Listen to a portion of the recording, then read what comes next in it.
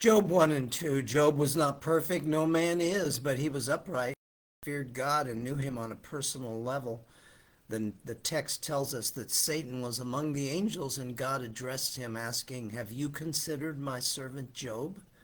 Notice that God initiates this. He is up to something here. Satan said the only reason Job served God was because God had a hedge of protection around him and wouldn't allow anything to happen to him. He said if he removed the hedge, Job would curse God to his face. God told Satan to go ahead, but he would not be allowed to touch Job. Notice that God is in control. He is still in control. Satan destroyed Job's oxen, donkeys, sheep, servants, and even his 10 children. Job responded, "Naked I came from my mother's womb, and naked I shall return there. The Lord gave, and the Lord has taken away. Blessed be the name of the Lord." Through all this, Job did not sin, nor did he blame God. Wow, what would you do? What have you done?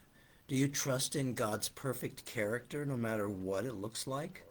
Again, God asked Satan to consider Job. Satan said Job would curse God if he allowed him to touch him physically. God allowed it, but said he couldn't kill him. Satan smote Job with sore boils from head to toe. Job's wife even said, "Do you still hold fast your integrity? Curse God and die."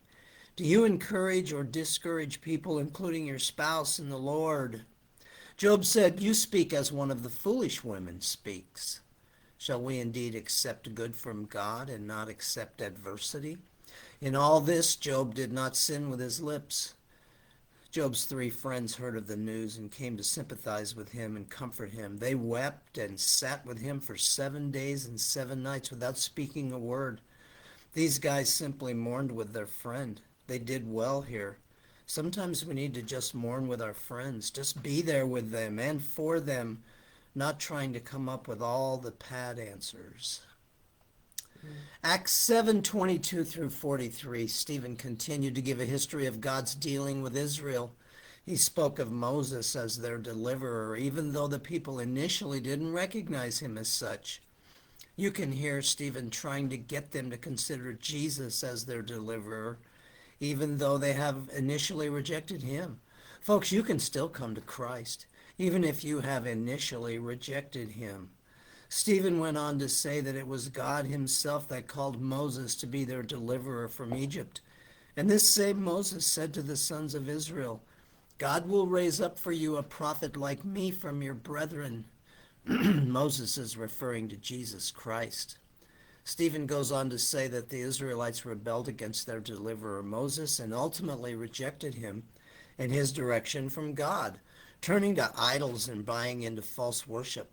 We can almost hear Stephen saying, "Heads up, you're doing the same thing.